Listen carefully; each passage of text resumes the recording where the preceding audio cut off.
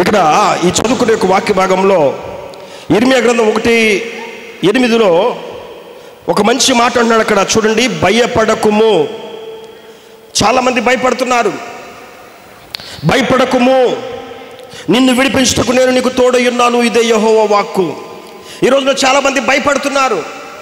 ఈ రోజున చాలామంది కృంగిపోయి, ఈ రోజున చాలామంది భయాలతో, ఈ రోజున చాలామంది చాలా రకాల భయాలతో, చాలా రకాల ఇబ్బందులతో, చాలా రకాల భయాలు మనస్సులో ఉంటున్నవి.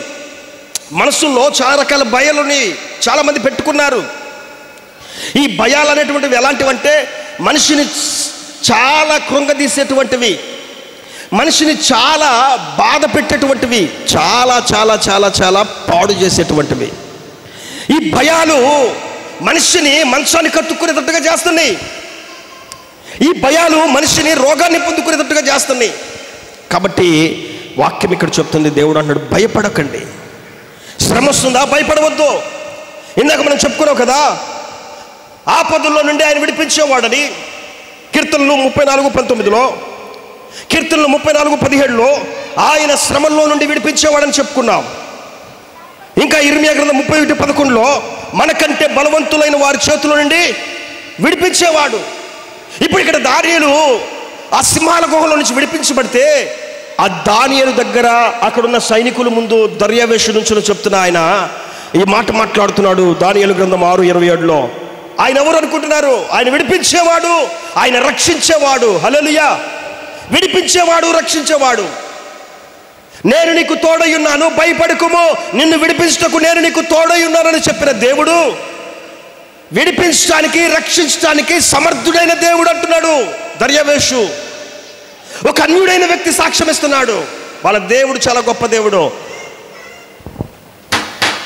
సింహాల గుహ, కఠినమైన శ్రమ, కఠినమైన ఇబ్బంది, కఠినమైన బాధ, కఠినమైనటువంటి లోతులో, ఆ సింహాల గుహ అనేటువంటి ఆ భయంకరమైన ప్రమాదంలో, శ్రమలో చిక్కుకొని ఉన్నామా? ఆపదలో చిక్కుకొని ఉన్నామా?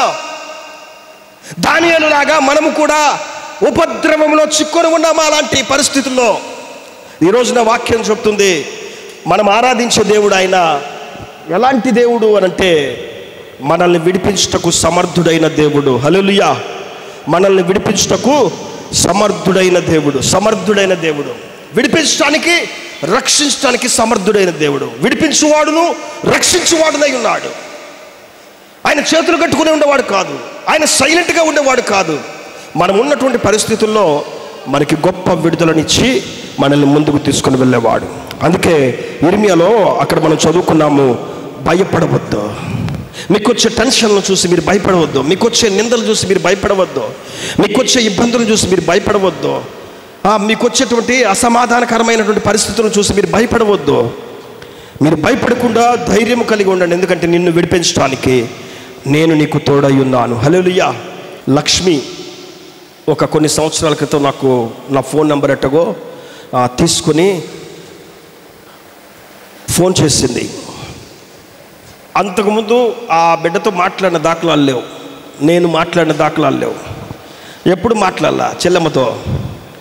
అదే మొట్టమొదటిసారి. చెప్పమ్మా, నేను అన్నయ్య కొండమ్మ అంటే వాళ్ళ కూతురు అన్నయ్య.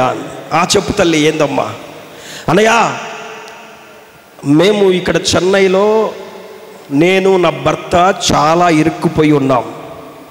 ఒక ఆయన దగ్గర మేము ఇక్కడ పనిచేస్తున్నాం అన్నయ్య. ఒక చిన్న రూమ్ ఇచ్చాడు ఆయన, చిన్న రూమ్ ఇచ్చారు. ఆ రూమ్లోనే మేము ఉండాలి, ఆ రూమ్లోనే మేము అక్కడ ఉండాలి. అక్కడి నుంచి బయటికి వెళ్ళటానికి కానీ, సరదాగా తిరిగి రావటానికి కానీ, సంతోషంగా ఉండటానికి కానీ మాకు అసలు ఎటువంటి అవకాశాలు లేవు. మేము ఇక్కడి నుంచి విడిపించబడి మేము మా గుంటూరు ప్రాంతానికే, అమ్మ దగ్గరికే రావాలనుకుంటున్నాం అన్నయ్య, మా కోసం ప్రార్థన చేయండి అన్నయ్య అని చెప్పింది చెల్లి. ఆ రోజున చెల్లిని ధైర్యపరిచి ప్రార్థన చేసి మరి చెల్లెమ్మని దేవుని యొక్క వాక్యము చేత ఓదార్చాను.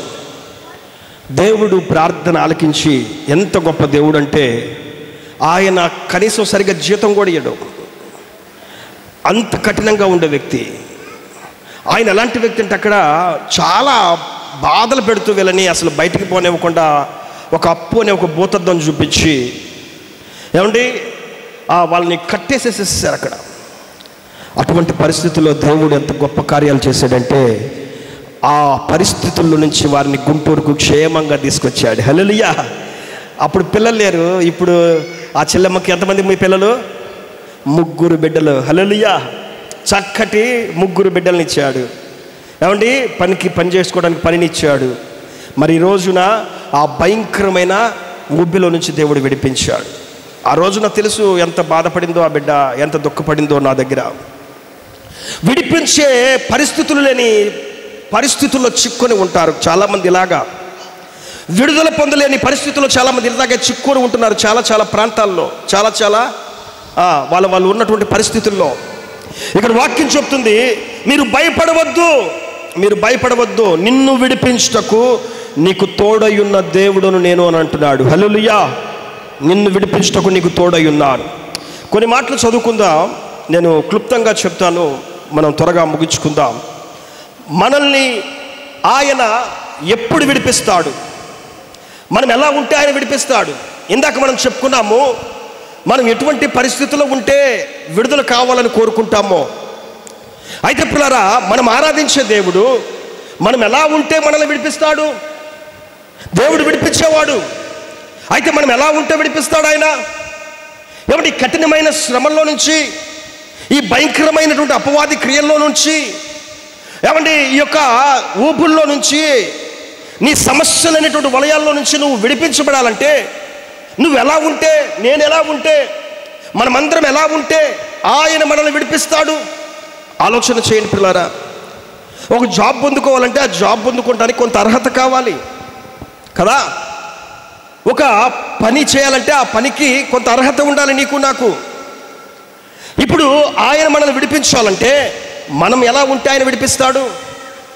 ఆయన మన మొర ఆలకించి వెంటనే మన జీవితంలో కార్యాలు చేస్తాడు.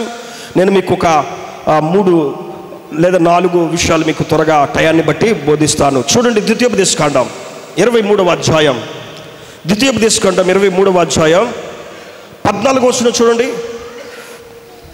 నీ దేవుడైన యెహోవా నిన్ను విడిపించుటకు, నీ శత్రువులను నీకు అప్పగించుటకును నీ పాలములో సంచరించుచుండును గనుక ఆయన నీలో అసహ్యమైన దేనినైనను చూచి నిన్ను విడువకుండునట్లు నీ పాలము పరిశుద్ధముగా ఉండవలెను. హల్లెలూయా, హల్లెలూయా. నీ పాలము ఎలా ఉండాలి?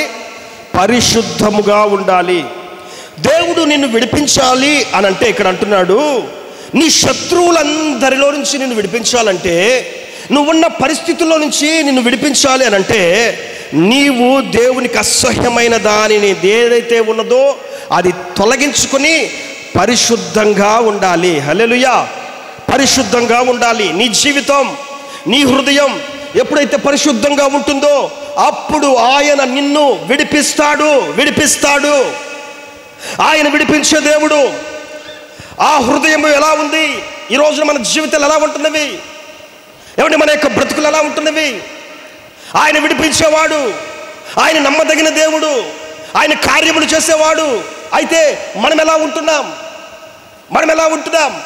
ఆయన విడిపించాలి అని అంటే మనలో అసహ్యమైనది ఏదైతే ఉన్నదో, మనలో అసహ్యమైనది ఏదైతే కార్యం చేస్తుందో, ఆ చలామణి అజమాయిషి చేసేటువంటి ఆ అసహ్యమైనది తీసి ప్రక్కన పడేస్తే, అక్కడ అంటున్నాడు, పాలమును మీరు పరిశుద్ధపరుచుకుంటే, మీ పాలము, మీ ఇల్లు పరిశుద్ధంగా ఉంటే, మీ హృదయము పరిశుద్ధంగా ఉంటే ఆయన అద్భుతమైన కార్యాలు చేస్తాడు. హల్లెలూయా. ఆయన విడిపిస్తాడు. మీ శ్రమల్లో నుంచి మిమ్మల్ని విడిపిస్తాడు. మీరున్న పరిస్థితుల్లో నుండి ఆయన మిమ్మల్ని విడిపిస్తాడు. కాబట్టి మనము పరిశుద్ధంగా ఉండాలి. ఒకసారి మోషే ఒక కొండ దగ్గర పశువులను కాచుకుంటా వెళ్తున్నాడు. పశువులను మేపుకుంటా ఆయన అటుగా వెళ్తే ఒక పొద ఏమండి నడిమికి కాలత ఉన్నది. ఆ రోజున దేవుడు మండుచున్న పొదలో మోషేతో మాట్లాడుతున్నాడు. ఈ మోషే అతని యొక్క మాటలన్నింటినీ వింటున్నాడు. ఆ పొద ఎలా కాలిపోతున్నదని దగ్గరికి వెళ్తే పొదల నుంచి ఆయన మాట్లాడుతున్నాడు. మోషే వింటున్నాడు. మోషే మోషే నువ్వు దగ్గరికి రావద్దు, నీ పాదములకున్న చెప్పులు విడువు, నీవు నిలబడిన స్థలము చాలా పరిశుద్ధమైనది. హల్లెలూయా, హల్లెలూయా. దేవుడు అంటున్నాడు, నీవు నిలబడిన స్థలము పరిశుద్ధమైనది, మీరు కూర్చున్న స్థలము చాలా పరిశుద్ధమైనది. మన ఇల్లు లాంటిది కాదు, ఏమంటే మన యొక్క హాలు లాంటిది కాదు, మన బెడ్రూమ్ లాంటిది కాదు. మన యొక్క కూర్చున్న స్థలము, మనం నివసించినటువంటి యొక్క దేవుని యొక్క ఆలయము చాలా పరిశుద్ధమైనది. మనము నిలబడినటువంటి ఈ స్థలము చాలా పరిశుద్ధమైనది. మోషేతో చెప్తున్నాడు, మోషే నీవు నిలబడిన స్థలము పరిశుద్ధమైనది. పరిశుద్ధత ఎలా వచ్చింది? ఆ స్థలానికి పరిశుద్ధత ఎలా వచ్చింది? అంతకుముందు అదే స్థలంలో మోషే ఏమండి గొర్రెలు కాసుకున్నాడు, అదే పొద దగ్గరికి వచ్చి మేకలు మేసుంటాయి, అదే స్థలంలోకి గొర్రెలు వచ్చి మేసుంటాయి. కానీ ఈ పరిశుద్ధత ఎలా వచ్చిందో తెలుసా? పరలోకం నుండి దేవుడు దిగి రావటం వల్ల ఆ పొద దగ్గర ఉన్న చుట్టుప్రక్కల పరిశుద్ధత వచ్చేసింది. హల్లెలూయా, హల్లెలూయా. ఏమండి ఆయన దిగి రావటం వల్ల ఆ స్థలానికి పరిశుద్ధత వచ్చింది. ఆయన అక్కడికి దిగి రావటం వల్ల, ఆ మండుచున్న పొదలో నిలబడటం వల్ల, ఆ పొద కాలటం వల్ల, ఆ పొద మండటం వల్ల ఆ చుట్టుప్రక్కల ఉన్న ప్రదేశానికి పరిశుద్ధత వచ్చింది. కాబట్టి మనకు పరిశుద్ధత కావాలి. మనకి ఈ పరిశుద్ధత ఎప్పుడు వచ్చిందంటే, దేవుణ్ణి నీ హృదయంలోనికి ఆహ్వానించినప్పుడు, నీ హృదయంలో దేవుడు వచ్చినప్పుడు నీ హృదయంలోనికి నీ జీవితం పరిశుద్ధంగా మార్చబడుతుంది. హల్లెలూయా, చాలా పవిత్రంగా ఉండింది. అక్కడ దేవుడు అంటున్నాడు, నీ చెప్పులు విడువు, నువ్వు నిలబడిన స్థలము చాలా పరిశుద్ధమైనది.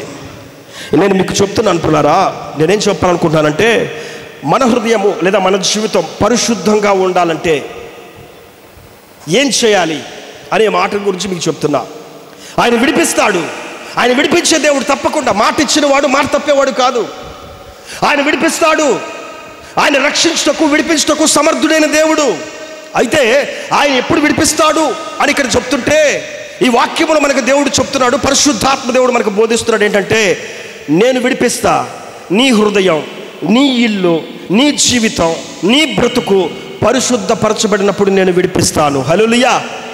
ఏ శ్రమ ఉంది, ఏ కష్టం ఉంది, ఏ బాధ ఉంది, ఏ బలహీనత ఉంది, వాటన్నిటిలో నుండి విడిపిస్తాడు. ఒకసారి చూడండి బైబిల్లో నుంచి అపోస్తుల కార్యములు 7వ అధ్యాయంలో, అపోస్తుల కార్యములు 7వ అధ్యాయం 33-34లో, అందుకు ప్రభువు, నీ చెప్పులు విడుము, నీవు నిలిచి ఉన్న చోటు చాలా పరిశుద్ధ భూమి. ఐగుప్తులో ఉన్న నా ప్రజల దురవస్థను నేను నిదానించి చూచితిని, వారి మూలుగు వింటిని, వారిని విడిపించుటకు దిగి వచ్చి ఉన్నాను. హల్లెలూయా. దేవుడంట తన ప్రజలను విడిపించడానికి దిగి వచ్చాడు, పరలోకం నుండి దిగి వచ్చాడు. ఆయన దిగి వచ్చాడంటండి, మనల్ని విడిపించడానికి దిగి వచ్చాడు. ఎంత గొప్ప దేవుడో చూడండి పిల్లారా. ఎక్కడో ఐగుప్తు దేశంలో బానిసలుగా ఉంటే, దేవుడు ఎన్నుకున్న ప్రజలు, దేవుడు ఏర్పాటు చేసుకున్న ప్రజలు, దేవుడు కోరుకున్న ప్రజలు, ఎవడు దేవుడు వాగ్దానం చేసిన బిడ్డలు ఐగుప్తు దేశంలో బానిసలుగా ఉంటే, వారి మూలుగులు విని, వారి రోదన విని చూసి, వారిని ఆ కఠినమైన పరిస్థితుల నుంచి విడిపించడానికంట ఆయన దిగి వచ్చాడు. విడిపించడానికి దిగి వచ్చే దేవుడు మన దేవుడు. అందుకే మోషేతో అన్నాడు, నీ పాదములు కొన్ని చెప్పులు విడువు.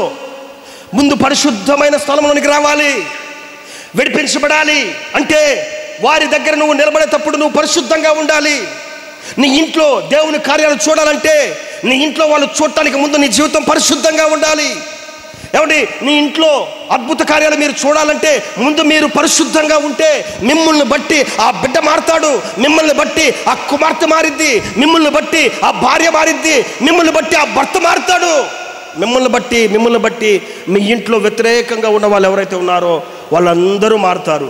అయితే పిల్లారా, మనం చేయాల్సింది ఏంటంటే, ముందు మనము ఆ పరిశుద్ధ భూమిలో ప్రవేశించాలి. హల్లెలూయా.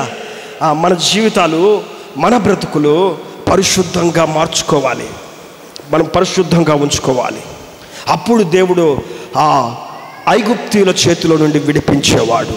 నిర్గమకాండం 3:8లో ఉండింది. మోషేతో కూడా అదే చెప్తున్నాడు, నేను వారిని విడిపించడానికి. ఎవరి చేతిలో నుండి? ఐగుప్తీయుల చేతిలో నుండి, అపవాది చేతిలో నుండి, ఏమండి, ప్రమాదములో నుండి, అపవాది క్రియల నుండి, ఆ ఐగుప్తీయులు అనేటువంటి సాతాను శక్తుల నుండి, ఆ ఐగుప్తీయులు అనేటువంటి భయంకరమైనటువంటి ఏమండి అపవాది క్రియలలో నుండి నిన్ను విడిపించడానికి నేను సమర్థుడనైన దేవుడును. నువ్వు నిలుచున్న స్థలంలో నువ్వు ఎలా ఉండాలంటే పరిశుద్ధ భూమిలో నిలబడి నీ హృదయాన్ని, నీ జీవితాన్ని నువ్వు కడుగుకొని పరిశుద్ధంగా మార్చుకుంటే, పవిత్రంగా మార్చుకుంటే ఆయన మన జీవితాలను చూసి మనం ఉన్న పరిస్థితుల్లో నుంచి విడిపించేవాడు. హల్లెలూయా, విడిపించేవాడు. షడ్రకు, మిషకు, దానియేలు అనే వాళ్ళు మీ అందరికీ తెలుసు కదా. దానియేలు గ్రంథం 1వ అధ్యాయంలో ఉంటారు. ఈ దానియేలు గ్రంథం 1వ అధ్యాయంలో ఉన్నప్పుడు రాజుగారు వీళ్ళని బబులోను దేశానికి ఏమంటే నెబుకద్నెజరు రాజుగారు పట్టుకొని తీసుకొని వచ్చాడు. అక్కడికి వచ్చినటువంటి వీళ్ళు, మీరు గనక వీళ్ళ గురించి ఆలోచిస్తే, రాజు కుటుంబీకులు, వీళ్ళు చాలా జ్ఞానము కలిగినటువంటి వాళ్ళు. కాబట్టి రాజుగారు వీళ్ళని అందరితో పాటు చంపకుండా కొంతమందిని బానిసలుగా ఉంచి ఎదురు తిరిగిన వాళ్ళని చంపేసి, ఇలాంటి రాజ జ్ఞానము కలిగి జ్ఞానముతో పుట్టిన ఈ బిడ్డలని మాత్రం తన దగ్గర ఏదైనా సలహాలు వాళ్ళు ఏదైనా మనకు అందిస్తారేమో, వాళ్ళ దగ్గర చదువు ఉంది, వాళ్ళ దగ్గర మంచి జ్ఞానం ఉంది, మన జ్ఞానం వాళ్ళకి నేర్పించి, మన చదువు వాళ్ళకి నేర్పించి వాళ్ళని మన దగ్గర మన పని కింద, మన చేతుల కింద పెట్టుకుందామని ఒక ఆలోచనతో ఆ రాజు కుటుంబీకుల్లో పుట్టిన బిడ్డలను తీసుకొని వచ్చాడు. అందరితో పాటుగా వాళ్ళకు కూడా మాంసాహారం ఇస్తున్నాడు. అక్కడ రాజుగారు వాళ్ళకు కూడా మాంసాహారం ఇస్తున్నాడు. వాళ్ళకి మాంసాహారాలు ఇచ్చి చక్కటి రాజు భోజనం అంటే మీ అందరికీ తెలుసుగా. రాజు భోజనం మీ అందరికీ తెలుసుగా. ఏమండి, మొన్న కుటుంబ ఆశీర్వాద కొడుకు రోజు ఏం తిన్నారు? అందరూ ఏం తిన్నారు? మంచి భోజనం తిన్నారు కదా. మన ఇంట్లో పండగలకి మీరు చేసుకుంటారు, మీ అందరికీ తెలుసు కదా, మంచి భోజనం. రాజు భోజనం కూడా అలాంటిదే కదా. చాలా రుచి కలిగినటువంటివి, చాలా ఆరోగ్యదాయకమైనది, ఏమండి బాగా పుష్టిధనం ఇచ్చేటువంటివి. అసలు రాజు దగ్గరికి మద్యానికి తక్కువ ఉండిద్దా? ఏమండి అన్నానికి తక్కువ ఉండిద్దా? ముక్కలకి తక్కువగా ఉంటాయా? ఈరోజు అంటారు తల్లిదండ్రులు, అరే మా ఓడు ముక్క లేనిదే ముద్ద దిగదు అంటారు. మా ఓడు ముక్క లేనిదే ముద్ద దిగదు, వాడికి తినలేడు. రోజు ఏదో ఒక ముక్క కావాలి, ఏదో ఒకటి కావాలి, ఏదో ఒక నీసు కావాలి. రాజు దగ్గర ఇలాంటి మాంసాహార భోజనాలు చాలా ఉంటవి. బలిష్టంగా కనబడాలి, బలిష్టంగా ఉండాలని రాజు అందరికీ భోజనాలు పెట్టాడు, అన్నీ కూడా ఏర్పాటు చేశాడు. వాళ్ళకొక ఏమంటే నపుంసకుల అధిపతిని పెట్టి వాడితో చెప్తున్నాడు, వీళ్ళందరికీ భోజనం ఇయ్యి, వీళ్ళందరికీ మాంసాహారాలు దయచేయి, వీళ్ళందరికీ కావాల్సిన ద్రాక్షరసం అందించు. వాళ్ళు నా దగ్గర నిలబడే సమయం ఒకటి వచ్చింది. ఆ టైం కల్లా వాళ్ళ ముఖాలు ఎట్లా ఉండాలంటే ప్రకాశంగా ఉండాలి, వాళ్ళు బాగా దిట్టంగా కనబడాలి అని చెప్పి అన్నారంట. ఇప్పుడు ఈయన మీద పెద్ద భారం వచ్చింది, నాయకుడి మీద, ఈ నపుంసకుల అధిపతి మీద. అయితే ఈ నపుంసకుల అధిపతికి వాళ్ళకి భోజనం సరఫరా చేయడానికి వచ్చినప్పుడు దానియేలు అంటున్నాడు, అయ్యా చూడండి, ఆ మాట చదవండి. దానియేలు గ్రంథం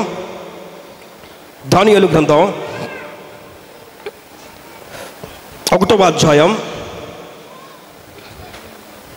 8వ వచనం.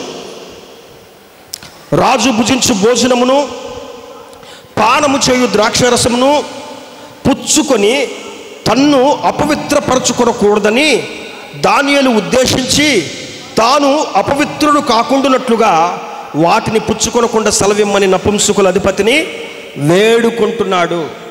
అంటే ఫ్రీగా వచ్చింది తిందాం, ఫ్రీగా వచ్చింది మింగేద్దాం అనుకునే వాళ్ళు ఉంటారు కొంతమంది. ఇప్పుడు వీళ్ళకి అక్కడ మంచి కడుపు నిండా ఆహారం ఉంది, కావలసినంత మద్యం ఉంది. అక్కడ రాజే ఇచ్చాడు, మీకు ఎంత కావాలో మీరు తినండి, ఎంత మాంసం కావాలంత ఉంది, ఎంత ద్రాక్షరసం కావాలంత ఉంది మద్యం, నీకేం కావాలో తీసుకోండి అని చెప్పానంటే వాళ్ళు అంటున్నారు, అక్కడ ఏమంటున్నారు, రాజు భుజించు భోజనము పానముయు ఆ ద్రాక్షరసమును పుచ్చుకొని తన్ను అపవిత్రపరచుకొనకూడదని దానియేలు ఉద్దేశించి తాను అపవిత్రుడు కాకుండానట్లుగా వాటిని పుచ్చుకొనకుండా సెలవిమ్మని అడుగుతున్నాడు. ఎంత చక్కటి ఆలోచన చూడండి. అయ్యా నాకు ఆ భోజనం వద్దు. మీకు నేను చెప్పే అంశం మీకు గుర్తుందా? ఏంటంటే పవిత్రంగా ఉన్నాం మేము, మాకు ఆ భోజనం వద్దు. పరిశుద్ధంగా బతికాం మేము, మాకు ఆ తిండి వద్దు. ఏమంటే చాలా మేము భయంకరమైనటువంటి పాప భూమిలో నుండి రక్షించబడ్డాం, మాకు మరలా బ్రతుకొద్దు. మరలా మాకు ఆ జీవితం వద్దు, మరలా మాకు ఆ రోత వద్దు. మేము అది చూడదలుచుకోలేదు, తినదలుచుకోలేదు. మాకొద్దయ్యా అని చెప్పంటున్నారు. ఒక్కసారి దేవుని చేతిలో కడగబడిన తర్వాత, దేవుని చేతిలో శిల్పిగా మార్చబడిన తర్వాత ఇక మరలా మేము వెనక వైపు మరలా మార్చబడలేము, తిరగలేము. మాకు ఆహారం వద్దయ్యా, మాకు ఆ భోజనం వద్దయ్యా. ఎంతగా తృణీకరిస్తున్నారో చూడండి, ఎంతగా మాకు వద్దని చెప్పంటున్నారో చూడండి. మేము మరలా అపవిత్రపరచబడకూడదు. అయ్యా, ఒకవేళ రాజు నీకు చెప్పాడా ఇది తింటే మా మొక్కలు బాగుంటాయి, మేము చాలా పుష్టిగా ఉంటామని, అయితే ఒక 10 రోజులు టైం ఆయన అంటున్నాడు దానియేలు, ఒక 10 రోజులు టైం. ఈ 10 రోజుల్లో మాకు శాకాహారం దయచేయి. ఈ శాకాహారం మాత్రమే మేము తింటాం. ఈ శాకాహారం తినటం వల్ల ఈ 10 రోజుల్లో మా మొహాలు, ఒకవేళ వాళ్ళ మొహాల కంటే, ఎవరి మొహాలు ఇంకా మిగతా వాళ్ళు తింటున్నారు చూసారా, కావాలని చెప్పి తింటుంటారే, ఆ భోజనం ఈ భోజనం అని తేడా లేకుండా తింటూ ఉంటారు కదా, వాళ్ళ మొహాలు కంటే మా మొహాలు చాలా వెలుగుమయంతో వెలుగుతాయి. హల్లెలూయా. ప్రకాశంగా ఉంటే. ఒకవేళ అలా లేదనుకో నువ్వు చెప్పినట్టుగా మేము వింటాం. ఈ ఒక్క 10 రోజులు ఇవ్వండి అని వారు వెళ్ళి 10 రోజులు అక్కడ కూర్చొని ప్రార్థన చేయటం, ఆ శాకాహారం తింటాం, ప్రార్థన చేయటం, దేవుణ్ణి అడగటం, ఆ శాకాహారాలు ధాన్యాలు తింటాం.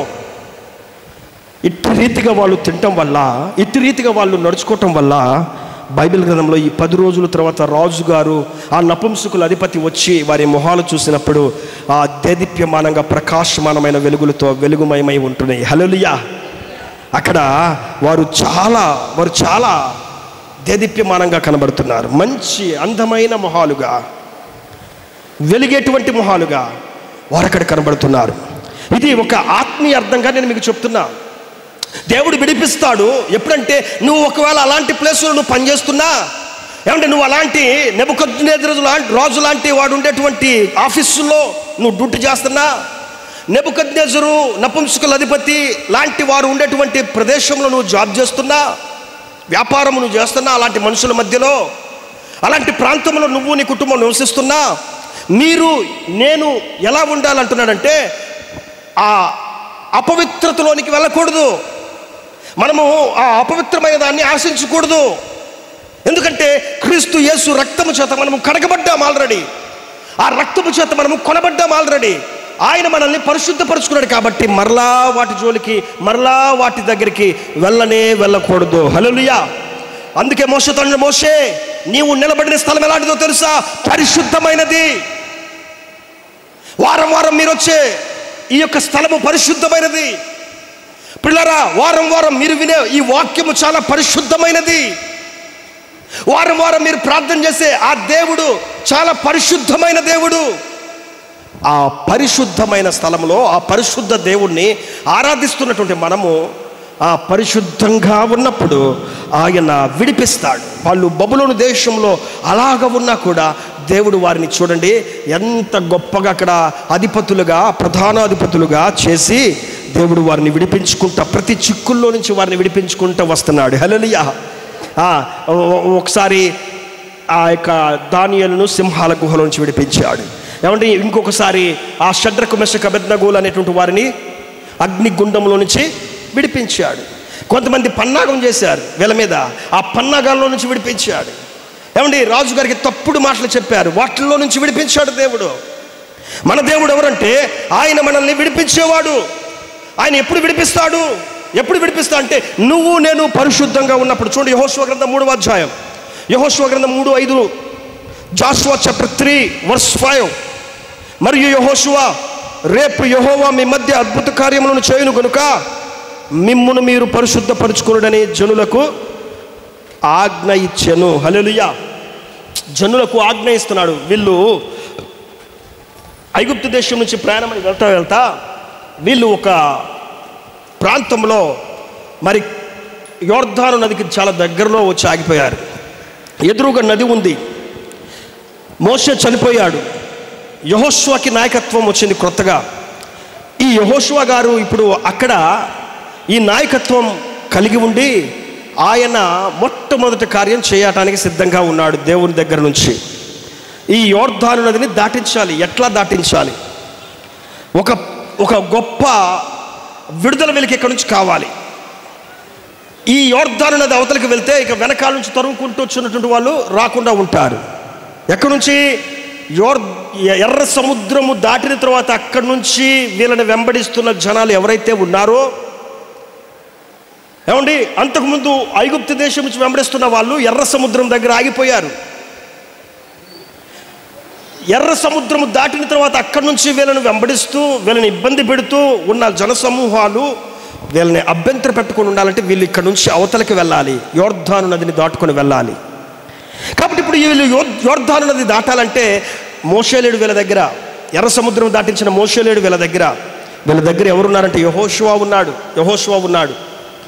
కాబట్టి యెహోషువతో అంటున్నారు, అయ్యా మేము ఎట్లాగా ఇప్పుడు ఇది దాటుతాం ఎట్లాగా అని భయపడతా సనుగుతా గొనుగుతా ఉంటే యెహోషువ దేవుని దగ్గర అడిగి, ప్రభువా ఏం చేయాలి, ప్రభువా మేము ఎట్లా ఇది దాటాలి, తెల్లారితే వీళ్ళ పరిస్థితి ఏంటయ్యా అని దేవుడిని అడిగితే దేవుడు అన్నాడు, రేపు నేను అద్భుతకార్యం చేస్తానయ్యా, నువ్వెందుకు భయపడుతున్నావు? యెహోషువ నువ్వు ఎందుకు భయపడుతున్నావు? రేపు అద్భుతకార్యం చేస్తా, రేపటిని గురించి ఎందుకు చింతిస్తున్నావు? మత్తయి సువార్తలో ఉండింది, మీరు రేపటిని గురించి చింతించకుడి. మీరు ఎందుకు చింతిస్తున్నారు? రేపటి గురించి ఎందుకు ఆలోచిస్తున్నారు? రేపటి గురించి ఈ రోజున చాలామంది చింతిస్తూ ఉంటారు. రేపు ఎట్లా, రేపు పిల్లలకి భోజనం ఎట్లా, రేపు ఇంట్లో డబ్బులు ఎట్లా, రేపు మా ఇంట్లో మరి ఆహారం ఎట్లా, రేపు మాకు పని ఎక్కడ, ఇట్లాగ రేపటిని గురించి ఆలోచించి బాధపడుతూ ఉంటారు. ఆయన అంటున్నాడు, మీరు ఎందుకు రేపటిని గురించి ఆలోచిస్తున్నారు? రేపు మీ మధ్య అద్భుత కార్యం నేను చేస్తా. ఒకవేళ మనం నిజంగా దేవుణ్ణి ఆరాధించే వాళ్ళమైతే, మనం నిజంగా దేవుని వెంబడించే వాళ్ళమే అయితే, మనం నిజంగా దేవుణ్ణి ఎరిగి ఉన్న వాళ్ళమే అయితే, క్రీస్తు రక్తంలో కడగబడిన వాళ్ళమే అయితే మనము ధైర్యంగా ఉండాలి. ఏంటంటే మా దేవుడు రేపు చూసుకుంటాడు. హల్లెలూయా. ఆయన రేపు చూసుకుంటాడంతే. రేపేం కావాలని తెలుసు, రేపేం ఇవ్వాలని తెలుసు, రేపేం పొందుకోవాలని తెలుసు. ఆయన చూసుకుంటాడు, ఆయనే చూసుకును. ఇశ్రాయేలు ప్రజలకు అదే చెప్తున్నాడు, మీరు ఎందుకు భయపడుతున్నారు? యెహోషువ చెప్తున్నాడు, మిమ్మును మీరు పరిశుద్ధపరచుకుంటే రేపు మీ జీవితాలు అద్భుతాలు చూస్తారు. మీరు అద్భుతాలు చూస్తారు. మీ జీవితాలు పరిశుద్ధంగా ఉండాలి. అద్భుతం చూడాలంటే, మీరు విడిపించబడాలంటే, ఈ యోర్దాను దగ్గర విడిపించబడాలి అనంటే, ఈ యోర్దాను నదిలో నుంచి మీరు విడిపించబడాలి అనంటే, ఈ కఠినమైన శ్రమల్లో నుంచి విడిపించబడాలి అనంటే మిమ్మును మీరు పరిశుద్ధపరచుకోవాలి. పరిశుద్ధంగా ఉండాలి. చాలా పరిశుద్ధత కావాలండి. పరిశుద్ధత కావాలి. మనం ఎప్పుడైతే పరిశుద్ధంగా ఉంటామో ఆయన మనలను విడిపించే దేవుడై ఉన్నాడు. విడిపించే దేవుడు ఆయన, విడిపించేవాడు ఆయన, విడిపించువాడు ఆయన, రక్షించువాడు. ఈ విడిపించి రక్షించేటువంటి దేవుడు అంటున్నాడు, నేను నిన్ను విడిపించడానికి నీకు తోడై ఉన్నాను కాబట్టి భయపడకుము. చూడండి, రెండో మాట చదువుకుందాం. ఆయన విడిపించే దేవుడు. ఆయన ఎటువంటి పరిస్థితిలో మనం ఎలా ఉంటే ఆయన మనల్ని విడిపిస్తాడు. 2వ రాజుల గ్రంథం 17వ అధ్యాయం, మీ బైబిల్ని తెరిచి 2వ రాజుల గ్రంథం 17వ అధ్యాయం 39వ వచనం చూడండి. 2 Kings chapter 17 verse 39. మీ దేవుడైన యెహోవా యందు భయభక్తులు గలవారై ఉండిన యెడల ఆయన మీ శత్రువుల చేతిలో నుండి మిమ్మల్ని విడిపించునని ఆయన సెలవిచ్చినాను. హల్లెలూయా. ఆయన విడిపించేవాడు. ఎప్పుడు విడిపిస్తాడంటే, మీ దేవుడైన యెహోవా యందు మీరు భయభక్తులు కలవారై ఉంటే. ఒకటి, పరిశుద్ధంగా ఉండాలి. ఆ పరిశుద్ధతను కాపాడుకుంటూ మనం ఎట్లా ఉండాలంటే అందరి దగ్గర ఉన్నట్లుగా ఉంటాం కాదు, దేవుని దగ్గర చాలా భయభక్తులు కలిగి ఉండాలి. పిల్లరా, దేవుని దగ్గర మన పరిశుద్ధతను మనం కాపాడుకుంటూ, ఇక్కడ వాక్యం చెప్తుంది, ఆ పరిశుద్ధతను బట్టి మనము సంతోషించకుండా ఆ పరిశుద్ధతను కాపాడుకుంటూ దేవుని సన్నిధిలో దేవుని దగ్గర భయభక్తులు కలిగి ఉండాలి. భయము, భక్తి. దేవుడు అంటే కొంతమందికి భయం ఉండదు. ఏమండి, మోషే మీద సనిగారని చెప్పుకుంటాం. సావుకుడి మీద సనగటం ఏంటండి? ఏమండి, మోషే మీద సనిగారు వాళ్ళు, దేవుడి మీద సనుగుతున్నారు వాళ్ళు, చాలా దారుణంగా సనుగుతున్నారు వాళ్ళు. ఇలా ఉంటే ఇక భయము ఎప్పుడు వచ్చింది, భక్తి ఎప్పుడు వచ్చింది? ఒకసారి ఆలోచించండి పిల్లరా. దేవుడు ఏదైనా చెబితే అది ఎందుకు చెప్పాడు, ఏ ఉద్దేశంతో చెప్పాడు ఆలోచించాలి. దేవుడు ఏదైనా ఒక మాట చెప్తే ఆయన నాకెందుకు చెప్పాడు ఈ విషయం, ఆయన ఎందుకు చెప్పాడు ఈ మాట, నేను ఇలా ఉండాలేమో, నా జీవితం ఇలా ఉండాలేమో, నా బ్రతుకు ఇలా ఉండాలేమో అని చెప్పి మనమందరం కూడా ఆలోచన చేసి మనమందరం కూడా సరి చేసుకోవాలి. భయం లేకుండా, భక్తి లేకుండా మనం ఉంటే, భయభక్తులు లేని వారిని ఆయన ఎలా విడిపిస్తాడండి? ఒకసారి ఆలోచించేయండి. ఇప్పుడు తండ్రికి ఇష్టమైన కొడుక్కి ఏమడిగినా ఇస్తాడు తండ్రి. పెద్ద కొడుకు ఇష్టం అనుకోండి, అలానే చిన్న కొడుకు ఇయడని కాదు. పెద్ద కొడుకు ఎంతగా ఇష్టమో చిన్న కొడుకు కూడా అయ్యేస్తాడు. కానీ ఇంకా ఎక్కువగా ప్రేమ ఒకవేళ పెద్దోడి మీద చూపిస్తారు. కొంతమంది తల్లిదండ్రులకి చిన్నోడు అంటే బాగా ఇష్టం, ఆఖరోని బాగా ప్రేమిస్తారు, బాగా పెడతా ఉంటారు వాడికి, ఏమండి? కాబట్టి ప్రేమ అనేటువంటిది మనం చాలా రకాలుగా చూపిస్తూ ఉంటాం. వారున్న పరిస్థితులు వారిని విడిపిస్తూ ఉంటాం. దేవుడు కూడా మనల్ని విడిపించాలంటే దేవుని దగ్గర మనం ఎలా ఉండాలంటే భయభక్తులు కలిగి ఉండాలి. మీ శత్రువు అయిన అపవాది చేతుల నుండి ఎందుకు మీరు ఇంకా విడిపించబడలేకున్నారో మీరు ఎప్పుడైనా ఆలోచించారా? మీరు కలిగి ఉన్న ఈ బంధకాల నుంచి మీరు ఎందుకు విడిపించబడలేకున్నారో మీరు ఎప్పుడైనా ఆలోచించారా? ఈ అప్పులు అనే ఊబిలో నుంచి ఇంకా ఎందుకు విడిపించబడలేదో మీరు ఎప్పుడైనా ఆలోచించారా? ఒకసారి ఆలోచించేయండి. ఈ అనారోగ్య పరిస్థితులు, ఏమంటే ఈ యొక్క భయంకరమైనటువంటి ఊబులు, ఈ భయంకరమైనటువంటి శత్రుముఖుల దాడులు, నిందలు, అపనిందలు, ఇలాంటివన్నీ మనల్ని చుట్టుకుని ఉన్నాయంటే వీటన్నిటికీ గల కారణం ఏంటి? వీటన్నిటికీ గల కారణం ఏంటంటే భయభక్తులు లేవేమో. ఒకవేళ మనకి దేవుడంటే భయము, దేవుడంటే భక్తి కరువైపోయిందేమో, దూరం అయిపోయిందేమో. ఏమంటే దేవునికి చాలా దూరంగా ఉన్నాము, దేవునికి చాలా విరోధంగా ఉన్నామేమో. అందుకే మన మీద ఇంకా ఈ లోక సంబంధమైన కార్యాలు ఏలుబడి చేస్తున్నాయేమో. ఈ రోజున వాక్యము ద్వారా పరిశుద్ధాత్మ దేవుడు మనతో మాట్లాడుతున్నాడు. నువ్వు ఆయన యందు భయభక్తులు కలిగి ఉంటే, ఆయన యందు భయభక్తులు చూపించగలిగితే ఆయన నీవు కలిగి ఉన్న కట్లన్నిటిలో నుండి, నీ చుట్టూ ఉన్న శ్రమలన్నిటిలో నుండి, నీ చుట్టూ ఉన్న ఆపదలలో నుండి నిన్ను విడిపించు దేవుడై ఉన్నాడు. ఆయన నిన్ను విడిపించేవాడు, ఆయన నిన్ను విడిపించేవాడు. ఇశ్రాయేలు ప్రజలు ఒక రోజున వాళ్ళ కొంతమంది శత్రువులందరూ వచ్చి ఫిలిస్తీన్లు గుమ్ముగూడారు. వాళ్ళందరికీ భయంగా ఉంది. ఎందుకంటే వాళ్ళ మధ్యలో ఒకరు వచ్చి ఉంచున్నాడు. వాని గురించి బైబిల్ ఉంది, గాతువాడైన ఫిలిస్తీయుడును గాతువాడైనటువంటి గొల్యాతు. ఈ గొల్యాతుని గురించి ఒక మాట ఉంది, ఏంటంటే శూరుడు అని ఉండేది అక్కడ. చూడండి, 1 శామ్యూయల్, 1 సమూయేలు గ్రంథం 17వ అధ్యాయం 4వ వచనంలో ఉండిద్ది. శూరుడు, ఫిలిస్తీయుల దండుల నుంచి వచ్చాడు వాడు. ఈ శూరుడైన వాడు 6 మూల జానుడు ఎత్తు మనిషి అంట. దగ్గర 7 అడుగులు ఉంటాడు.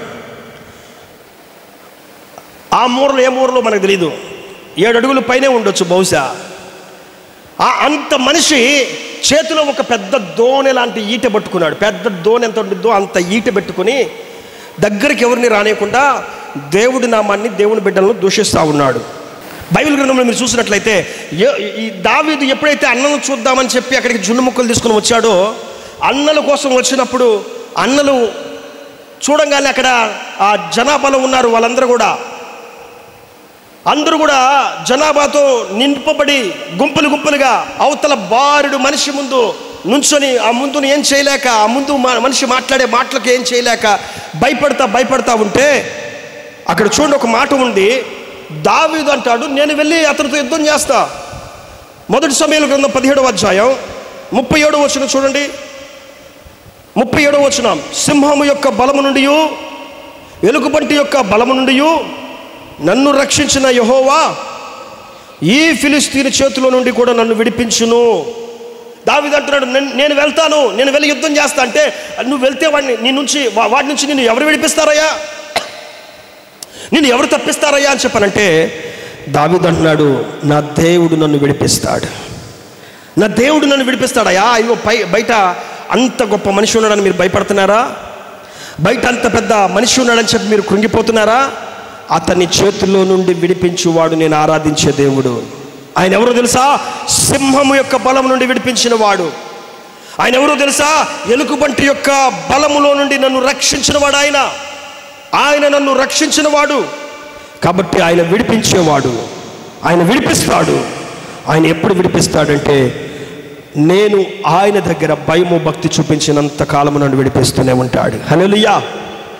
దావీదు అందుకే అడుగడుగున దేవుని యందు భయభక్తులు చూపిస్తూ ఆ సితారా తీసుకొని ఆ గొర్రెల దొడ్డులో ఉంటున్నప్పుడు కూడా ఆయన దేవుని ఆరాధిస్తూ ఉండేవాడు. అందుకే ఇప్పుడు గొల్యాతు దగ్గర నుంచి కూడా చెప్తున్నాడు, దేవుని ఆరాధిస్తున్నాడు, దేవునికి భయపడుతున్నాడు.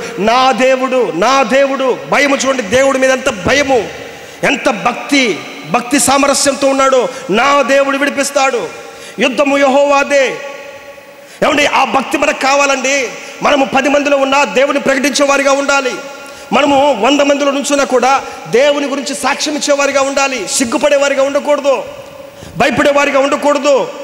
గాతువాడైన గొల్యాతుని, శూరుడైన గొల్యాతుని చూసి అందరూ అన్నలు భయపడుతుంటే, ఏమంటే రాజు అయినటువంటి సౌలు భయపడి దాక్కుంటే, ఏమంటే అక్కడ ఉన్నటువంటి సైనికులందరూ భయపడుతూ ఉంటే, వాడి మాటలు చూసి, వాడి చేతిలో ఉన్న వీటిని చూసి, ఏమంటే వాడి యొక్క ఆ ఎత్తు పల్లాలను చూసి భయపడుతుంటే, అక్కడ దావీదు మాట్లాడుతున్నాడు, నా దేవుడు గొప్పవాడు, నేను వెళ్ళి యుద్ధం చేస్తా. నా దేవుడు ఎలాంటి వాడు తెలుసా? ఆయన సింహము నుంచి విడిపించిన వాడు. ఆయన సింహము బలము నుండి, ఎలుగుబంటి యొక్క బలము నుండి నన్ను రక్షించిన వాడు, నన్ను విడిపించిన వాడు. నేను వెళ్ళి యుద్ధం చేస్తాను అంటున్నాడు.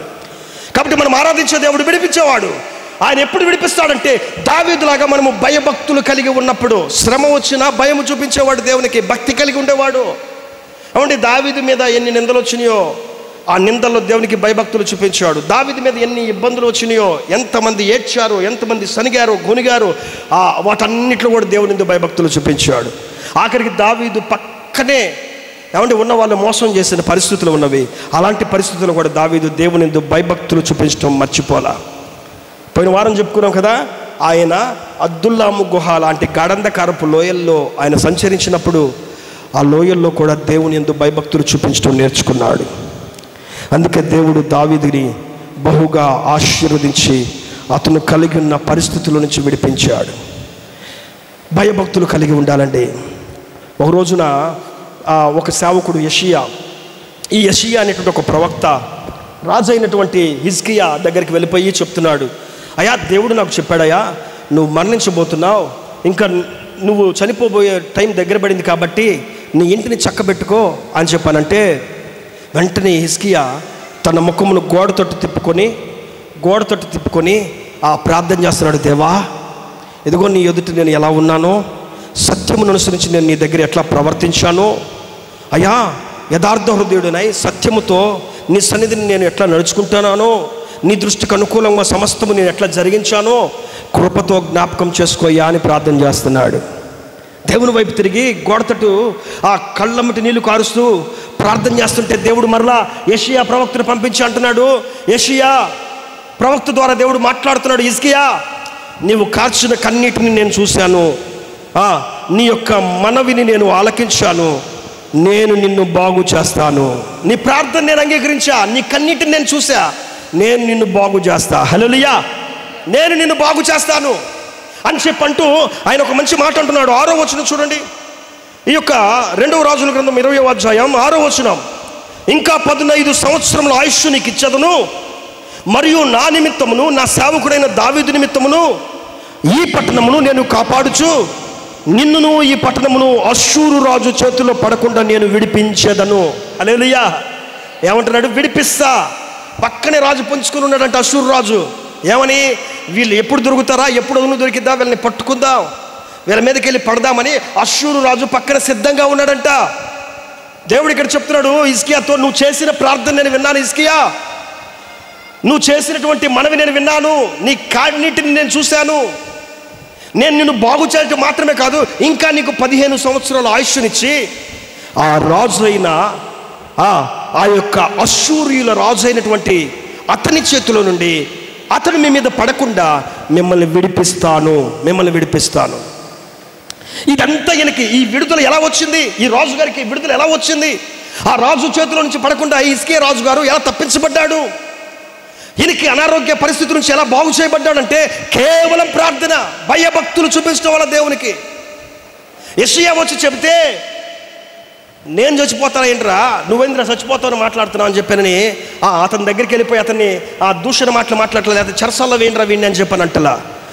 దేవుణ్ణి సన్మానిస్తున్నాడు. అయ్యో సేవకుడు చెప్పాడు ఈ మాట, అయ్యో సేవకుడు వచ్చి నాకు ఈ విషయం తెలియచేశాడు అని భయభక్తులు చూపిస్తున్నాడు. దేవా ఎందుకు వచ్చింది ఈ మాట, దేవా ఎందుకు వచ్చింది ఈ సమస్య, దేవా ఎందుకు ఆయన మా ఇంటికి వచ్చి ఈ విషయం చెప్పాడు, ప్రభువా నువ్వు విడుదల అందించు దేవుడవు. నేను చేయాల్సిన పనులు చాలా ఉన్నాయ్యా, 3-4 రోజులు చచ్చిపోవటం ఏంటయ్యా, నా ఇంటిని చక్కబెట్టుకోలేదు, ఇంకా నేను యథార్థంగా నీ ఎదుట ఎట్లా ఉన్నానో చూడయ్యా. నా ప్రణాళికలు చాలా ఉన్నాయ్యా, నా ఆలోచనలు చాలా ఉన్నాయ్యా, నేను ఉద్దేశించినవన్నీ కూడా చాలా ఉన్నవయ్యా. వాటన్నింటిని జరిగించాలంటే ఇంకా కొంతకాలం ఆయుష్ కావాలయ్యా. దేవుని దగ్గర సత్యమును అనుసరించి యథార్థ హృదయంతో ప్రార్థన చేసి అడుగుతుంటే అక్కడ మనం చదువుతున్నాం ప్రియులారా, దేవుడు అతని ప్రార్థన ఆలకించి అతడు కార్చిన కన్నీటిని చూసి శత్రువు చేతిలో నుండి విడిపించాడు. హల్లెలూయా. ఇవన్నిటికీ కారణం దేవుని యందు భయభక్తులు చూపించడం వల్ల. ప్రార్థన. సమస్య వచ్చిందా? ప్రార్థన. కష్టం వచ్చిందా? ప్రార్థన. ఉపద్రవం వచ్చిందా? ప్రార్థన. వెంటనే గోడ తట్టు తిరిగి ప్రార్థన చేస్తున్నాడు. చూడండి, భయభక్తులు అలాగున మనము దేవుని దగ్గర చూపించాలి. ఇంకో మనిషి బైబిల్లో ఉన్నాడు, ఇంకొక వ్యక్తి. ఆయన షూషాను కోటలో ఆ రాజుగారి దగ్గర ద్రాక్షరసము గిన్నె అందించేటువంటి వ్యక్తి. ఆయన పేరేంటి తెలుసా? నెహెమ్యా. రాజుగారికి గిన్నె అందిస్తూ ఉండే వ్యక్తి ఈ నెహెమ్యా గారు. ఈ నెహెమ్యా ఒక మంచి మాట అంటున్నాడు. ఆయన ఏమంటున్నాడు చూడండి, నెహెమ్యా గ్రంథం 1వ అధ్యాయం 10వ వచనం. నెహెమ్యా గ్రంథం 1వ అధ్యాయం 10వ వచనం. చిత్తగించుము, నీవు నీ మహాప్రభావమును చూపి నీ బాహుబలము చేత విడిపించిన నీ దాసులకు జనులు వీరే. చిత్తగించుము. దేవునితో మాట్లాడుతున్నాడు. ప్రభువా, నువ్వు విడిపించిన జనులు వీళ్ళే, నువ్వు రక్షించిన జనులు వీళ్ళే నాయనా, వీళ్ళే నీ జనులు, వీళ్ళే నీ ప్రజలు. యెహోవా చెవియొగ్గి నీ దాసుడైన నా మొరను, నీ నామమును భయభక్తులతో గణపరుస్తూ యందు ఆనందించు నీ దాసుల మొరను ఆలకించి ఈ దినమందు నీ దాసుని ఆలోచన సఫలపరిచి ఈ మనుషుడు నా యందు దయచూపినట్లుగా అనుగ్రహించమని నిన్ను బతిమాలు కొనుచున్నానని ప్రార్థన చేస్తున్నాడు. హల్లెలూయా. ప్రార్థన చేస్తున్నాడు. ఆ ప్రార్థనలో ఒక మంచి మాట ఉంది. అక్కడ భయభక్తులతో గణపరుస్తూ యందును నీ నామమును భయభక్తులతో గణపరుస్తూ యందును. మేము ఎలా ఉన్నామో, మా పరిస్థితి ఎలా ఉందో ఒక్కసారి చూడయ్యా అని ప్రార్థన చేస్తున్నాడు. నీ జనులను విడిపించయ్యా అని ప్రార్థన చేస్తున్నాడు. నెహెమ్యా గారి యొక్క ప్రార్థనలో ప్రభువా విడిపించు, విడిపించు, విడిపించు. విడిపించాలంటే ఆయన చెప్తున్న మాట దేవునితో, ప్రభువా మేము ఎలా భయభక్తులు కలిగి ఉన్నామో చూడయ్యా, ఎలా భయభక్తులు కలిగి ఉన్నామో చూడయ్యా అని అంటున్నాడు పిల్లారా. కాబట్టి ఈరోజు దేవుడు విడిపిస్తాడు. అయితే ఆయన విడిపించాలంటే మనం ఎలా ఉండాలంటే, మన జీవితాలలో ఆ విడుదల పొందుకోవటానికి మన హృదయం పరిశుద్ధంగా ఉండటం, మన జీవితం పరిశుద్ధంగా ఉండటం మాత్రమే కాదు, ఆ పరిశుద్ధతను కాపాడుకుంటూ మనము దేవుని దగ్గర చాలా భయభక్తులు కలిగి నడుచుకోవాలి. దేవుడు అంటే చాలా భయం ఉండాలండి. ఆషామాషిగా ఉండకూడదు, అల్లటప్పుగా ఉండకూడదు, ఏమండి వేరే విధంగా బయట ఉన్నట్టుగా ఉండకూడదు. దేవుని దగ్గర చాలా భయం కలిగి ఉండాలి, దేవుని దగ్గర చాలా భక్తితో ఉండాలండి. చూడండి, 3వ విషయం చదువుకుందాం. దేవుడు మనల్ని విడిపించువాడు. త్వరగా చదువుకొని ఈ మాట మనం ముగించుకుందాం. కీర్తనల గ్రంథం 25వ అధ్యాయం 15వ వచనం. ఆయన విడిపించేవాడు. ఎప్పుడు విడిపిస్తాడు? ఎలాంటి పరిస్థితుల్లో నువ్వు ఉంటే విడిపిస్తాడంటే 25వ అధ్యాయం 15వ వచనం. నా కనుదృష్టి ఎల్లప్పుడూ యెహోవా వైపునకే తిరిగి ఉన్నది, ఆయన నా పాదములను వలలో నుండి విడిపించును. హల్లెలూయా. ఇక్కడ అంటున్నాడు కీర్తనకారుడు, నా కనుదృష్టి ఎల్లప్పుడూ దేవుని వైపే ఉన్నది, ఎల్లప్పుడూ యెహోవా వైపునకే తిరిగి ఉన్నది. కాబట్టి ఆయన ఏం చేస్తాడంటే నా పాదములు వలలో పడకుండా కాపాడుతాడు, విడిపిస్తాడు. ఆయన విడిపిస్తాడు. ఆయన ఎప్పుడు విడిపిస్తాడంటే నేను ఆయన వైపు చూసినంత కాలం విడిపిస్తాడు. హల్లెలూయా. 3వదిగా నీ కనుదృష్టి ఎల్లప్పుడూ ఆయన చూస్తూ ఉంటే, నీవు ఆయనను చూసినంత కాలము, నీవు ఆయన వైపు చూసినంత కాలము, నీవు ఆయన వైపు చెయ్యి చాపినంత కాలము, ఏమంటే నీవు ఆయనను ఆశ్రయించినంత కాలము ఆయన నిన్ను విడిపిస్తూనే, ఆయన నిన్ను పోషిస్తూనే, ఆయన నిన్ను ఆదరించుతూనే ఉంటాడు. ఆయన నిన్ను విడిపిస్తూనే ఉంటాడు, విడిపిస్తూనే ఉంటాడు. నా కనుదృష్టి ఎల్లప్పుడూ ఆయన మీద ఉంటే ఆయన నన్ను విడిపిస్తూనే ఉంటాడు. ఇప్పుడు మనం మనుషుల మీద పెట్టుకున్నాం అనుకో మన కనుదృష్టి, వాళ్ళు విడిపించవచ్చు, విడిపించకపోవచ్చు, వాళ్ళు తప్పించవచ్చు, తప్పించకపోవచ్చు. కానీ మన దేవుని వైపు చూస్తే ఆయన తప్పకుండా విడిపించేవాడు. హల్లెలూయా. యేసయ్య అర్ధరాత్రి వేళ, మధ్యరాత్రి వేళ ఆయన సముద్రం మీద నడుచుకుంటూ వస్తున్నాడు. ఆయన శిష్యులందరూ కూడా ధోనిలో ఉన్నారు. యేసు ప్రభు వారు నడుచుకుంటూ వస్తుంటే ఆయన చూసి దయ్యం అని చెప్పి భయపడి కేకలు వేస్తున్నారు. దయ్యం వస్తుంది, భూతం, భూతం అని చెప్పి. యేసు దగ్గరికి రాగా ఆయన చూసిన తర్వాత పేతురు అంటున్నాడు, ప్రభువా నీవే అయితే, నువ్వు నీళ్ళ మీద నడుస్తున్నావు కదయ్యా, మేము కూడా నీలాగా నడుస్తా, నేను కూడా నీలాగా వస్తా నీళ్ళ మీద అని చెప్పంటే పేతురు రా అని చెప్పి పిలిచాడు దేవుడు. యేసయ్య దగ్గరికి నీళ్ళ మీదకి రావటానికి ఈ దోణిలో నుంచి కాలు కింద పెట్టాడు. ఎవరు? పేతురు గారు. దోణిలో నుంచి కాలు కింద పెట్టగా నీటి మీద తన కాలు తేలుతూ కనబడింది. హల్లెలూయా. 2 అడుగులు వేశాడంట.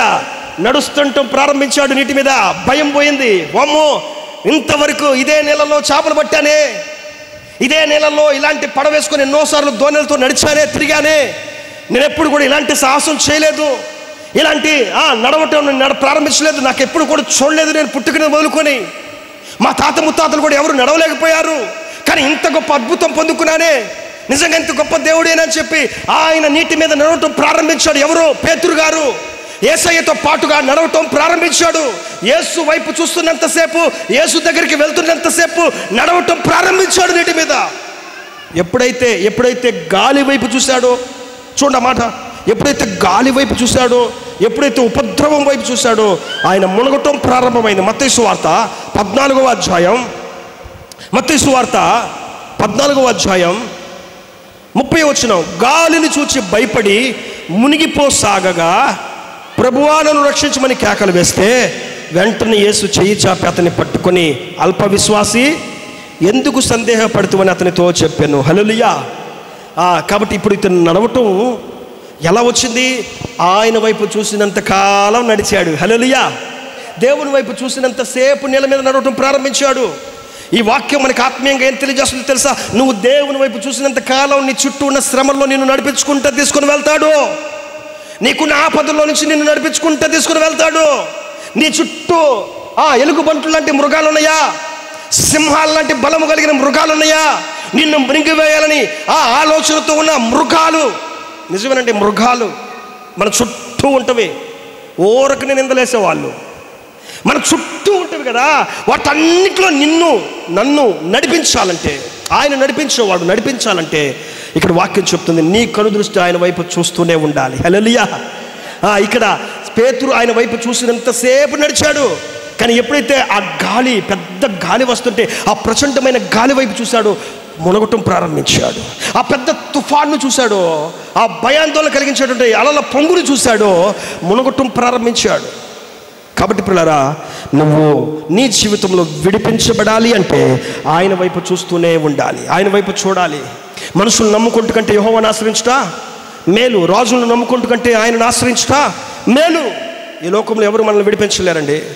ఈ లోకంలో మనిషి వస్తానంటాడు, ఇవ్వడు, రాడు, పెడతానంటాడు, పెట్టడు, ఇస్తానంటాడు, ఇవ్వడు, కానీ కొడతానంటాడు, తప్పకుండా కొడతాడు. కాబట్టి మనం ఎలా ఉండాలంటే ఆయన దగ్గర మనము ఆయన వైపు చూస్తూ ఉండాలి. మన జీవితకాలం అంతా ఆయన వైపు చూస్తూ ఉండాలి. ఆయన మనల్ని వలలో నుండి విడిపించును. చెర లాంటిది వల. ఈ చెర లాంటి వలలో నుంచి విడిపించేవాడు, ఈ చెర లాంటి పరిస్థితుల నుంచి విడిపించేవాడు, మన చుట్టూ ఉన్న శ్రమల్లో నుంచి విడిపించేవాడు ఆయన. అందుకే హెబ్రీ పత్రిక 2వ అధ్యాయం చివరిగా చూడండి, మనం ప్రార్థన చేసుకుందాం. హెబ్రీ పత్రిక 2వ అధ్యాయం 15వ వచనంలో, జీవితకాలం అంతయు మరణ భయము చేత దాస్యమునకు లోబడిన వారిని విడిపించుటకును ఆయన కూడా రక్త మాంసములలో పాలివాడాయను. హల్లెలూయా. దేవుడు మనల్ని ఈ జీవితకాలం అంతట్లో మనం ఎదుర్కొంటున్న శ్రమల్లో నుంచి, ఈ దాస్యం అనే చెరలో నుండి విడిపించడానికి ఆయన మనతో పాటుగా రక్త మాంసము గలవాడిగా వచ్చాడంటే లోకానికి. నిజమే పిల్లలు, ఎంత గొప్ప ప్రేమ అంటే ఆయన మనల్ని విడిపించడానికి, ఈ చెర లాంటి దాస్యముల నుంచి, ఈ వేటగాని ఊరి లాంటి దాస్యములో నుంచి, ఈ భయంకరమైన పాపం అనేటువంటి దాస్యము వలలో నుంచి, ఈ వల లాంటి కుట్ర లాంటి ఇబ్బందికరమైనటువంటి ఈ చెరలో నుంచి, ఈ వలలో నుండి మనల్ని విడిపించడానికి ఆయన మనలాగా మాంసము కలిగిన వ్యక్తిగా, మాంస శరీరము కలిగిన వ్యక్తిగా, రక్త మాంసములలో పాలివాడిగా మనలాంటి శరీరమును ధరించుకొని ఆయన ఈ లోకానికి వచ్చాడు. ఈ రోజున టీవీలో, యూట్యూబ్ ఛానల్లో ఆయనలో రక్తం ఉంది, ఆయనలో మరియమ్మ రక్తం ఉంది, ఆయనలో యేసేపు రక్తం ఉంది, ఆయనలో వాళ్ళ రక్తం ఉంది, ఆయనలో ఈ రక్తం ఉంది అని చెప్పంటున్నారు. కానీ వాళ్ళకి తెలియని సత్యం ఏంటంటే ఆయన మనలాంటి రక్త మాంసములను ధరించుకొని వచ్చాడు. వాళ్ళ ద్వారా వచ్చింది కాదు, అది మనుషుల ద్వారా వచ్చింది కాదు. ఆయన ఉన్నది లేనట్టుగా చేసేవాడు, లేనిది ఉన్నట్టుగా చేసేవాడు. ఆయన పరిశుద్ధాత్మ చేత గర్భము ధరించబడింది. పరిశుద్ధాత్మ చేత కన్యకు గర్భం వచ్చినప్పుడు, ఒకసారి ఆలోచించండి, ఒక కన్యకు పరిశుద్ధాత్మ చేత గర్భం వచ్చినప్పుడు లోపల బిడ్డ పుట్టడానికి, లోపల బిడ్డ ఎదగటానికి, లోపల బిడ్డకి ఆహారం అందించడానికి పరిశుద్ధాత్మ దేవుడు సహాయం చేయడా? చేస్తాడు. ఆమె రక్తం ఉందా లేదా? బైబిల్ చెప్తుందా ఆమె రక్తం ఉందా అని చెప్పి? ఆమె రక్తం లేదని చెప్పి బైబిల్ ఏమని చెప్తుందా? ఏమంటే ఉందని కానీ లేదని కానీ చెప్తుందా బైబిల్ చెప్పని విషయాల జోలికి ఎందుకు వెళ్తున్నాం? బైబిల్ తెలియజేయని వాటిలోనికి మనం ఎందుకు వేస్తున్నాం అడుగులు? దేవుడు మనకి ఇందులో ఉన్న విషయాలు మాత్రమే ఇచ్చాడు. ఆ విషయాలను మాత్రమే గ్రహించి వాటిని మాత్రమే బోధించాలి. అనవసరమైన వాడి జోలికి పోయి ఎందుకండి మాటలు అనిపించుకోవటం, ఎందుకండి సాక్ష్యాన్ని పోగొట్టుకోవటం? ఒకసారి ఆలోచన చేయండి పిల్లారా. ఆయన మన కోసం, ఆయన మన చెరలో నుండి విడిపించడానికి, ఆయన మనం కలిగి ఉన్న ఈ పరిస్థితుల్లో నుంచి విడిపించడానికి, విడుదల కలిగించడానికి, ఈ శ్రమలో నుంచి ఆయన మనలను తప్పించడానికి, మన కోసం ఆయన ఆ రక్త మాంసములు గలవాడిగా పాలివాడాయను. హల్లెలూయా. ఆయన వచ్చాడు ఈ లోకానికి. అందుకే విడిపించడానికి వచ్చాడంటే ఎంత గొప్ప విషయం చూడండి పిల్లారా. అంత గొప్ప మహిమ కలిగిన ఆయన, అంత గొప్ప శక్తి కలిగిన దేవుడు, అంటే అంత మహామహిమ కలిగిన దేవుడు ధవల సింహాసనమును, పరలోక రాజ్యమును, ఆ సౌందర్యమైన పట్టణమును, అక్కడ వాళ్ళు చేసే స్తుతులను, వాళ్ళు చేసేటువంటి ఆర్తధ్వనులను విడిచిపెట్టి, ఆ మహామహిమను విడిచిపెట్టి భూమి మీదకి రిత్తుడిగా, మూరుడు బిడ్డగా, అవండి ఆయన కన్య మరియ గర్భంలో పరిశుద్ధాత్మ చేత ఈ లోకానికి రక్త మాంసాలు గలవాడిగా వచ్చాడంటే దేనికి వచ్చాడు? నిన్ను నన్ను విడిపించటానికి. అక్కడ ఉన్నాడు, జీవితకాలం అంతయు మరణ భయము చేత దాస్యమునకు లోబడిన వారిని విడిపించడానికి, మనల్ని విడిపించడానికి, మన పరిస్థితులను విడిపించడానికి, మన జీవితాలను విడిపించడానికి ఆయన ఈ లోకానికి వచ్చి ఉన్నాడు. హల్లెలూయా. కాబట్టి ఆ విడిపించే దేవుణ్ణి, ఆ విడుదలనిచ్చే దేవుణ్ణి ఆశ్రయించి ఆయన వైపే చూస్తూ ఉంటే, ఆయన వైపు చూసినప్పుడల్లా, ఆయన వైపు చూసినంత కాలం పోషించబడుతూనే ఉంటాం. హల్లెలూయా. మర్రి చెట్టు త్వరలో ఉన్న ఏలియా గారు దేవుని వైపు చూసినంత కాలం దేవుడు ఆయన పోషిస్తానే ఉన్నాడు. కాకి ద్వారా, నీటి ద్వారా, వాగులో ఉన్న నీటి ద్వారా, కెరుతు వాగులో ఉన్న నీటి ద్వారా, కాకోలము చేత ఆయన వైపు చూసినంత కాలం దేవుడు సహాయం చేశాడు. ఆ వైపు తర్వాత ఏంటి అని చెప్పనే ప్రశ్న వస్తే మరలా అక్కడికి పంపించాడు దేవుడు, సారేపత్ అనే ఊరికి. ఆ సారేపత్తు అనే ఊరిలో ఒక తల్లి కుటుంబాన్ని ఏర్పాటు చేశాడు దేవుడు. ఆమె ద్వారా కరువు దినాలలో ఆయనను పోషించాడు. హల్లెలూయా. కాబట్టి మనల్ని పోషించేవాడు ఆయన, పోషించే దేవుడు ఉండగా ఆయన వైపు చూసినంత కాలం ఆయన నడిపిస్తూనే ఉంటాడు, ఆయన విడిపిస్తూనే ఉంటాడు. నీ శ్రమలలో నుంచి, నీ కట్టు బానిస జీవితంలో నుండి విడిపిస్తూనే ఉంటాడు. పిల్లరా, మన దేవుడు ఎవరంటే మన ప్రార్థన ఆలకించేవాడు. ఆయన వైపు నువ్వు చూసినంత కాలం నిన్ను విడిపిస్తూనే ఉంటాడు. నీ శ్రమల్లో నుంచి విడిపిస్తాడు, నీ పరిశుద్ధతను కాపాడటానికి విడిపిస్తూనే ఉంటాడు. నీ యొక్క భక్తి జీవితాన్ని, నీ భయభక్తులను నిలపటానికి ఆయన ఎంత చేయాలో అంత చేస్తూనే ఉంటాడు. నువ్వు కావాల్సింది, నువ్వు చేయాల్సింది అంటే, ఒకటి ఆయన వైపు చూడాలి, నీ పరిశుద్ధతను కాపాడుకోవాలి. మూడవదిగా ఆయన యందు భయభక్తులు కలిగి జీవించాలి. తలలు వంచండి, ప్రార్థన చేసుకుందాం. అందరూ లేచి నిలబడండి, ప్రార్థన చేసుకుందాం. ప్రేమ కలిగిన తండ్రి, ప్రార్థన చేసుకుందాం. పరిశుద్ధుడా, ప్రేమ కలిగిన తండ్రి, గొప్ప దేవుడా యేసయ్యా, మమ్మల్ని మీరు నిలబెట్టారు, మమ్మల్ని మీరు ఆదుకున్నారు, మమ్మల్ని విడిపించు దేవుడు అని ఈరోజున వాక్యం ద్వారా సెలవిచ్చావయ్యా. నువ్వు విడిపిస్తున్న దేవుడవి. మేమున్న పరిస్థితుల్లో మమ్మల్ని విడిపించండి. నీకు అసాధ్యమైనది లోకంలో ఏది కూడా లేదు ప్రభువా. నిన్ను విడిపించుటకు నీకు తోడై ఉన్న దేవుడు నేను సెలవిచ్చావు. అవును నాయన, మా అక్కలు, మా చెల్లెళ్ళు, తమ్ముళ్ళు, పెద్దవారు, తండ్రులు, వీళ్ళందరూ కూడా గొప్ప విడుదల కోసం, వాళ్ళున్న శ్రమల్లో నుంచి విడిపించబడటానికి, వాళ్ళు కలిగి ఉన్న ఈ భయంకరమైన పరిస్థితుల నుంచి విడిపించడానికి, విడుదల పొందుకోవటానికి నీ దగ్గరికి వచ్చారయ్యా.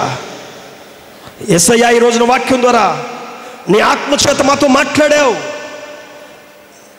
పరిస్థితులను మార్చండి, మీరు విడిపించండి.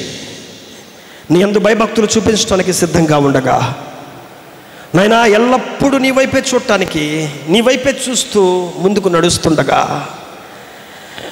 పరిశుద్ధత, నువ్విచ్చిన ఈ పరిశుద్ధత, నీ సిలువ మరణముల చేత నువ్వు కల్పించిన ఈ పరిశుద్ధత, ఈ పరిశుద్ధమైన జీవితం, ఈ రక్షణ మేము కలిగి ఉండగా మమ్మల్ని విడిపించువాడవు నీవే.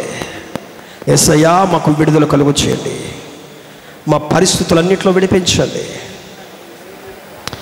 ఏ ఉపద్రవంలో ఉన్నారు, ఏ సమస్యలో ఉన్నారు, ఏ అప్పుల బాధో, ఏ కష్టమో, ఏ నష్టమో, అది ఎలాంటిదోనైనా వాటన్నిటిలో నుండి విడిపించండి. అద్భుత కార్యం చేయండి. మీ చిత్తమైతే మరలా వచ్చేవారు మీ రీతిగా నిన్ను ఆరాధించడానికి మీరు మాకు మరొక సమయాన్ని దయచేయండి. విన్న వాక్యాన్ని వీరి హృదయాల్లో నూరంతలుగా ఫలింపచేయండి. నైనా మా అందరి ప్రార్థనలు ఆలకించామని మేము నమ్ముచున్నాం. యేసయ్యా, విడిపించే దేవా, నీ వైపు చూసి వారమంతా మేము నడుస్తుండగా మేము నడిచే ప్రయాణాలలో తోడుగా ఉండండి. మా పనుల్లో తోడుగా ఉండండి నాయనా. మా యొక్క వ్యాపారాల్లో తోడుగా ఉండండి.